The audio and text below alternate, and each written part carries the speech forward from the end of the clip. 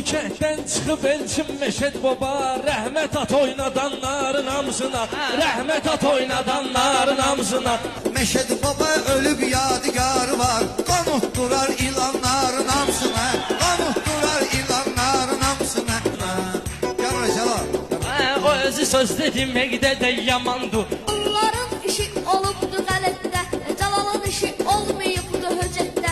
11 yaşım var gənə də sənətdə, ilişmişəm çobanların hamısına, ilişmişəm çobanların hamısına. Məşədinin oğlu elə şair olacaq, deyər yerdə qalanların hamısına, deyər yerdə qalanların hamısına. Cəlal sizə həmişə hörmət eyləyir, ağ kökdən Cəlalı minnət eyləyir. Saat 6-dan gəlib xidmət eyləyir, sağ ol deyə çalanların hamısına, sağ ol deyə çalanların hamısına. Ey cavanların hamısına.